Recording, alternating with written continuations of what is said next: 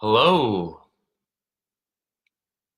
hello, WAG members. How are things? As always, I hope that this is working. It seems to be. If anyone wants to comment or give me a thumbs up, that'll let me know that it's working. But I think we should be good. I'll just give everyone a second here to log on and make sure things are going correctly, and then we'll get into the topic. All right, Meg says it's working. Hey Dan, hey Mike. All right, got some people tuning in.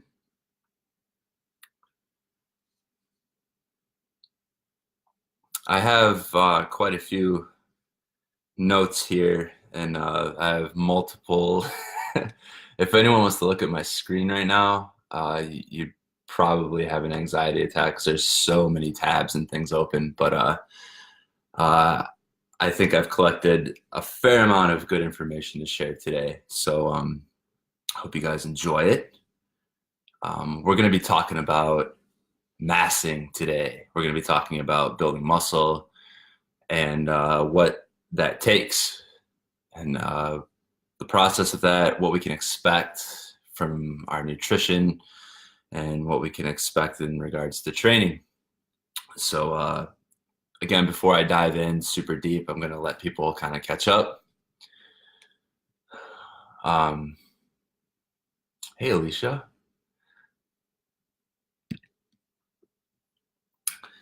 For those of you that don't know me, I guess I should introduce myself. My name is Josh Holton. I've been coaching with WAG for about 2 years now. I was a client for a long time before that, and I was also coaching people outside of WAG for a long time before that. So I've dealt with a ton of different kinds of situations and worked with all sorts of different people. I myself have gone through numerous phases of dieting, that being fat loss, mass gain, maintenance, really the whole deal. But I think that we get caught up so much in being concerned about our body weight and, that scale going down. And we talk a lot about it, and that's kind of a big deal for us and a big deal for a lot of people. But no one talks about what it's like when you're trying to go the opposite way, when you're trying to maybe enhance your muscle mass, and maybe you're going for more of a performance-based diet and training protocol. So I thought today we could touch on that. Like I said, gaining lean mass, building muscle, and what that takes. So give me one more minute here and then we'll kick things off.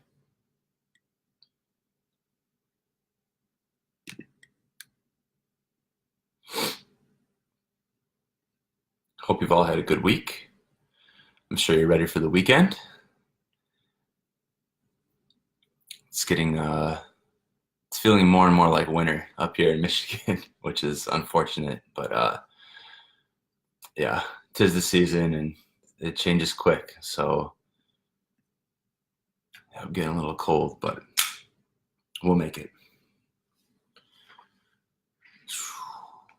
All right. So like I said, for those of you that are just tuning in, tonight we're going to talk about building mass and gaining some lean muscle. So I have quite a few pages here. Hopefully it goes by quick. I'm going to try to not take up too much of your guys' time. I know it's Friday night. I appreciate you hanging out for a minute. First, I feel like I need to say that there's a ton of literature and good publications out there about gaining mass and how to do it efficiently.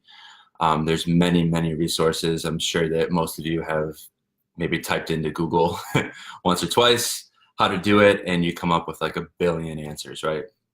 So I've been doing quite a bit of research, and from my own experiences and from other coaches' experiences, trying to gather some key principles that are easy to implement and also easy to follow. So let's see here. The two key variables that I'm going to talk about tonight are going to be obviously nutrition, in particular sufficient calories, meaning that we need to provide an anabolic environment, which means taking in more calories than we're burning. And then I'm also, number two, I'm going to talk about training, because a sufficient training stimulus is also what we need in order to build the most muscle possible.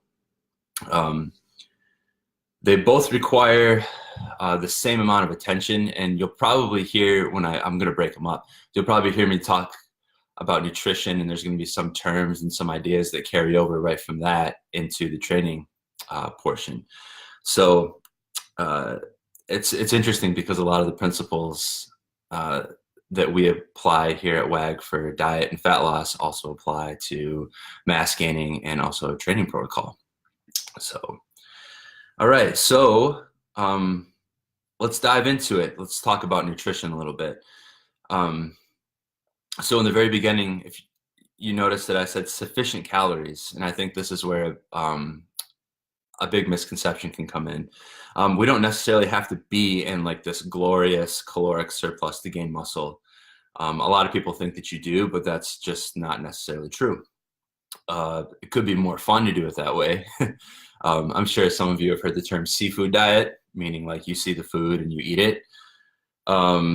Yeah, that's a way to do it, but it can be incredibly counterproductive. And inevitably, you'll gain way more body fat along with the muscle that you gain, and then you're going to spend a ton of time taking that body fat off, and inevitably, you're going to cut off the muscle that you did gain during that process. So the approach that we take here at WAG is a little bit more deliberate. It's a little bit slower, but it's way more beneficial, and the gains and the process is a little bit more steady. Being in a caloric surplus is necessary to maximize muscle, but it's not necessary to build muscle. That statement probably sounds a little weird, but maximizing muscle growth and gaining muscle can kind of be taken as two separate things, because there's a bunch of things that we can do to maximize, but they don't necessarily have to be that strict or that regimen in order to build muscle. So keeping our physiques in check, and making sure that we're not gaining a ton of weight too quickly is important. If we were to go into a very, very high caloric surplus, maybe we would maximize muscle. Maybe we would build muscle faster. However, like I said before, weight comes up super fast. That means that we're going to spend a lot of time cutting it back off. So it's advisable to take a little slower, more steady approach. So like I said, I've written up quite a bit of notes here. So your starting body composition is going to impact the initial path that you and your coach take when you first join WAG. The more favorable lean mass to fat ratio that you have, the better chance we will gain muscle over fat once we get into that process. For most people, and I do this a lot with my clients, we come in on a cut. Even if they want a mass, we'll bring them in on a cut first and then raise the calories from there. What that does is that helps us lose some water and maybe just some body fat that's kind of lingering around.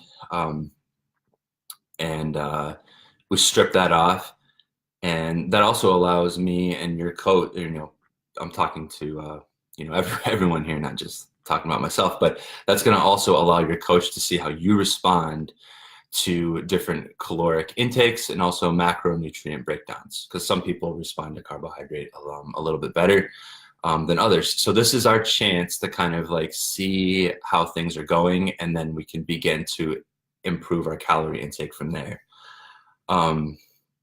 So along with that, you're gonna see some good results right off the bat. And then once we start bringing calories up, you're gonna feel like a superhero in the gym. Like once you get more energy, it's just going to feel like the boom, the lights turn on and you're ready to go. So there's a lot of benefit to that, coming in on a cut and then beginning your massing phase. So calorie wise, so most experts would agree that you only need to be in like a 200 to 250 calorie range of your maintenance calories in order to gain muscle mass. So I was thinking about this earlier today. That's a little bit under what like a Cliff Builders bar would be. You've seen those before, like the Cliff bars, like the protein bars. Those have 270 calories in them. So if you think about it like that, we're not talking about going out and hammering a ton of food all the time.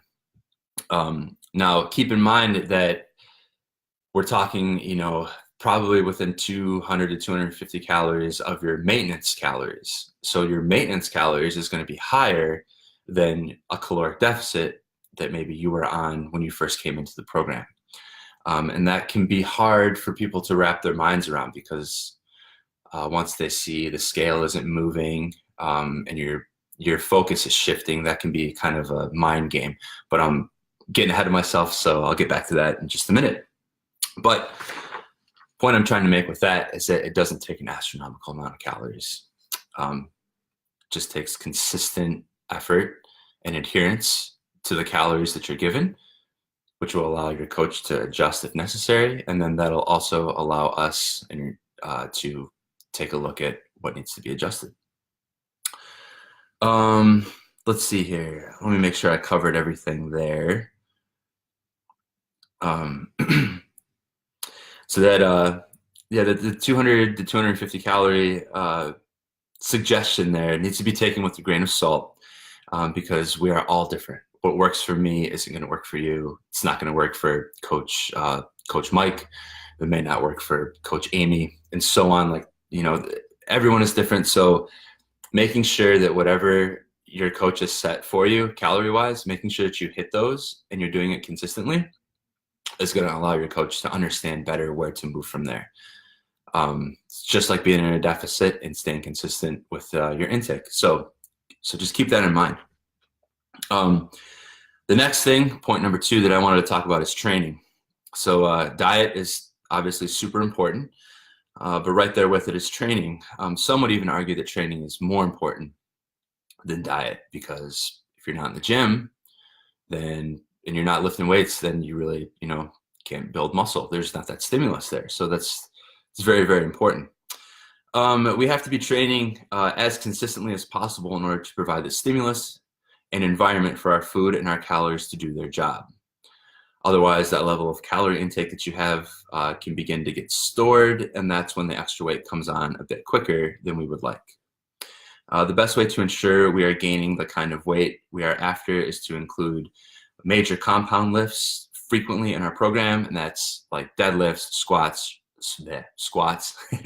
bench press, and then you get into the ollie lifts too, cleans, clean and jerk, snatches, stuff like that. Oftentimes, smaller, more isolated movements, often referred to, I should say, as accessory work, should be included as well. I'm personally a big fan of this, and some of my clients that I work with, I talk about this with them, including smaller, more isolated muscle training. And that can include things like glute ham raises, shoulder raises, shoulder press, different variations of the bench press. You could do lunges, hamstring curls for the legs, tricep work, bicep work, all these things that kind of get, at least in the CrossFit community, all these things that get frowned upon, incorporate them back in. It can be very beneficial to do. Why do we like to include these? Pretty much because they're easy. They're simple movements, and you can execute them pretty efficiently. So as far as sets and reps go, it can vary, but usually like 10 to 12 sets per week. I did say per week. So, it's not quite as much volume as maybe some would expect, but 10 to 12 sets per week. at 6 to 10 repetitions per set seems to be most effective. There's a bunch of studies out there on this. And like I said, this is kind of a general overview of what those studies have shown. It's also important to note that when it comes to training, volume is the single biggest driver. So you want to make sure that you're doing these lifts frequently and consistently. And also, right after that, you're going to want to make sure that your loads are progressing. So progressive overload is probably a term that a lot of you have heard. But essentially what that means is each week we're looking to either advance the load that we're using in these major lifts, or maybe we're going to use the same load, but we're going to increase the reps. Maybe we're going to play around with the rep range. But either way, we're looking for that to turn up the stimulus just a little bit.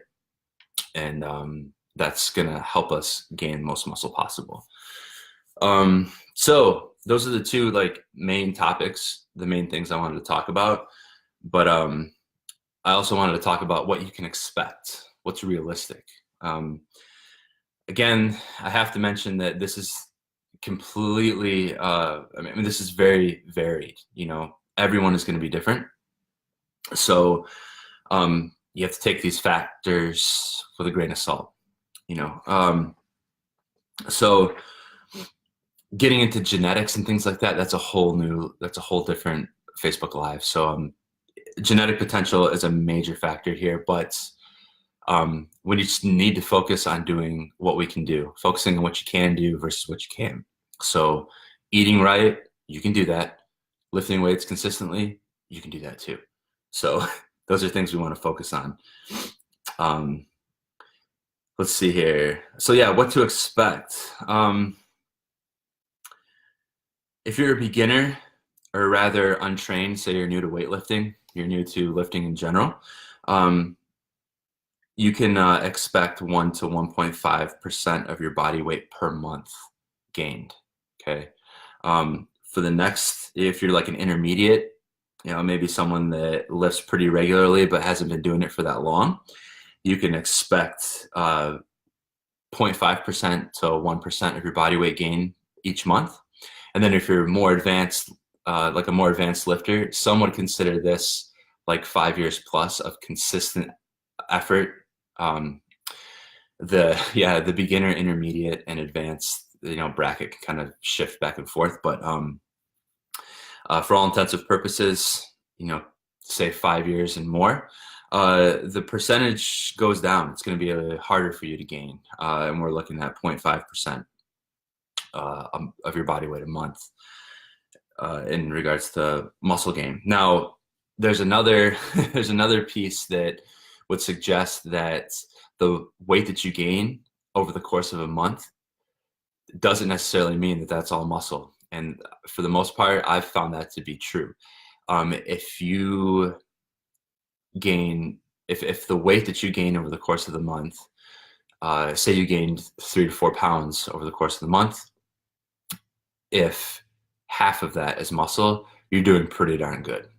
So this kind of takes us into a new realm about time frames. Time frames can vary, but this is where you and your coach really can connect and work closely with one another. Every week, your coach is going to be looking at pictures and getting your feedback and providing that calories and training protocols being adhered to.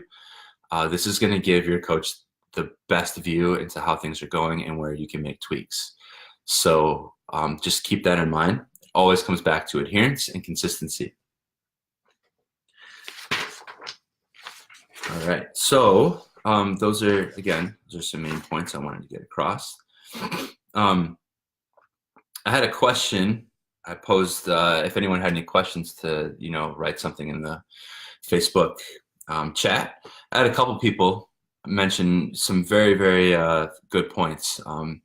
So the first one that came up was mindset, and Nicole asked about this, or she wanted me to mention it, and I think this is a really, really valid point. So I wrote up a little piece about it here.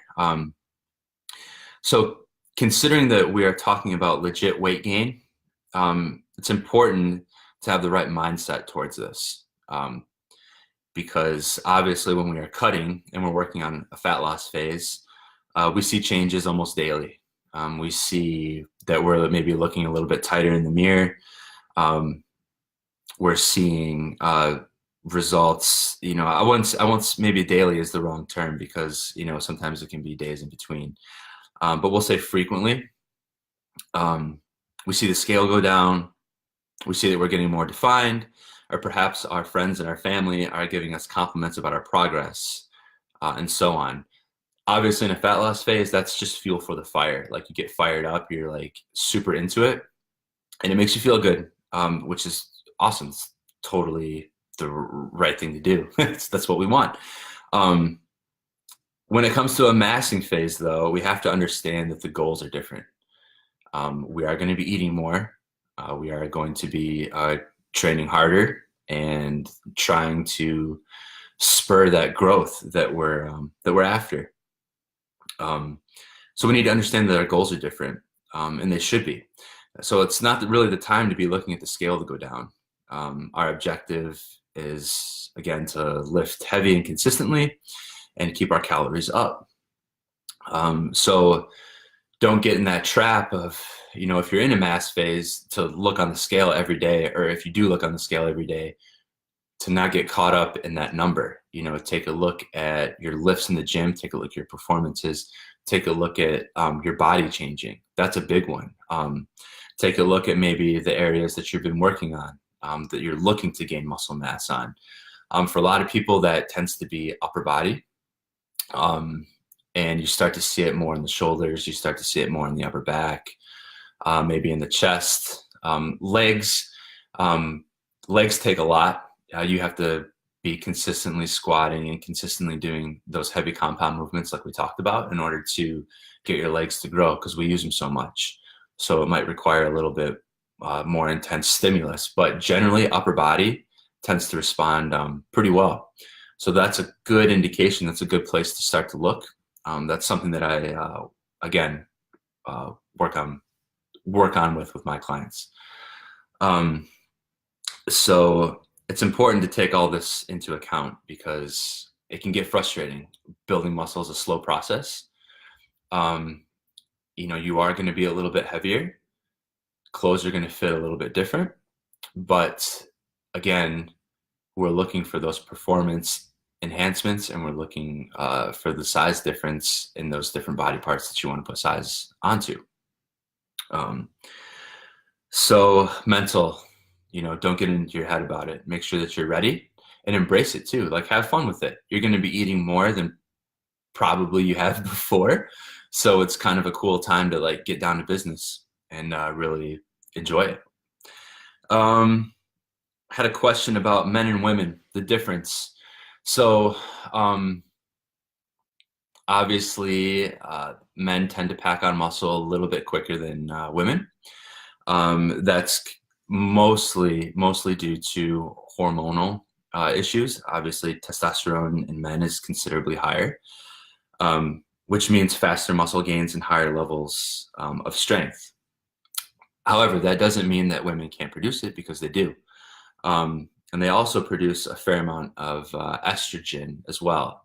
And I actually wrote this down because I wanted to share this with everyone. I feel like estrogen can get kind of a bad rap, and especially in the muscle gaining discussions. Actually, there can be a lot of benefits from it, and some of those I wanted to share. So women produce 9 times the amount of estrogen that men do.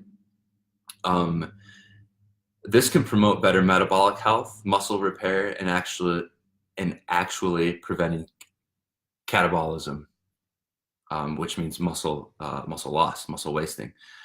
That means women have a tendency to recover faster from more work, which means the potential for more sets and reps per workout, and therefore more workouts per week. So all in all, what's that add up to? It adds up to more volume. So women might have to work a little bit harder for their gains, but they're able to do more consistently because of that. So that's something to kind of like hold on to and, kind of use as fuel. Just know if you're a woman, you might have to work a little bit harder in the gym to get your, the mass and the gains that you want.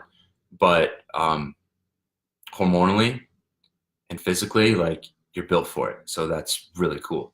That's a pretty interesting fact. So um, I know we're coming up on the half-hour mark here, which is crazy. Um, so um, had another question about foods. Um, in a mass phase, like I said, you're going to be eating generally more calories than you're used to, and that can be kind of uncomfortable for people. So me going through a couple mass phases that I went through, I found it really beneficial to add things like bagels into my diet. Bagels are like 55 grams of carbs, 10 grams of protein, and like fat's pretty low. I think it's like 3 to 4 grams, providing that you don't put anything on it. So I'm just talking about like bare bones bagel, right? You're gonna want nutrient dense foods like that to be in your diet. You're gonna want them in there, because if you try to eat high volume foods like you might during a cut or during a caloric deficit, you're just gonna be like, you're gonna feel full all the time, and it's gonna be really, really tough to get the amount of calories in that you need. So during a mass phase, this could be the time to utilize different sorts of foods. Rice is a big one, pasta, different kinds of breads. Like I said, bagels seem to work pretty well for me. You want to keep the lean proteins in, so chicken, fish, tuna in particular. Lean cuts of steak. Start to bring in a little bit more fat with lean cuts of steak, but it's very, very nutrient dense. Eggs, egg whites, peanut butter. You know, of course, we're talking about within your macro allotments here, but these are all foods that generally are accepted as high nutrient foods that are going to provide the calories that you need without filling you up too much. Also, don't be afraid to take calories in via liquid. This is another trick that I kind of learned and was taught from my coach. If you're getting to the point where you're like, oh my gosh, can't eat any more food, then drink your calories. There was a point where he had me drinking juice to get some of my carbs in, because I was just like not able to do it. So he was like, you know, drink some orange juice in the morning, maybe some cranberry juice, things like that. And that helped a lot. So in a mass phase, don't be afraid to incorporate more items like that, as opposed to a caloric deficit phase where you might be looking to spread your macros out a little bit more using more volume-based foods. So hope that answers that question. I had a question about building muscle and being an endurance athlete. Can I build muscle and be an endurance athlete at the same time? Yes, but it's not the most optimal way to build muscle. Again, I go back to that optimal or maximizing. It's possible, but it's going to take you a lot longer, and it's going to take a lot more calories in your system, because you're simply going to be burning up a ton of them, just expending the energy that you need to do your endurance training. So if you are looking to maximize, I think it's very beneficial to prioritize your weightlifting and prioritize the strength training, and kind of sideline the endurance work for a little while. It doesn't have to be like that always, but again, if you're looking to maximize, it's the way to go. If that's not possible, or you're not interested in doing that, then you can keep doing your endurance work, but make sure that you are still consistently hitting the weights, and you are consistently hitting a high calorie target. You know, again, one that your coach has put up there for you. Hope that answers that question. And where is it at? Last question that I got in the Facebook group was, how do I know when I'm doing things right? This is a good question, because again, like I said, mass is slow to come on. It takes a while. So this person actually told me that she was seeing gains in the gym and feeling great, but the weight just wasn't coming on, and she was kind of unable to gauge her progress. So again, going back to, you know, what it takes for women to build muscle, you have to keep at it. I mean, men too, you have to keep at it. But as we've discussed, it takes women a little bit more effort to do so. Um, and then going back to a couple of the points I mentioned earlier, look at the differences in your like upper body, and look at differences that in the muscles that you've been working on specifically. If you're not seeing that, maybe this would be a time to increase those accessory movements, incorporating more sets and more reps of some isolation work, specifically for the body parts that you're looking to bring up. There's no harm in doing that. Also, if your weight's not coming up, then talk to your coach about it, and maybe your calories need to come up.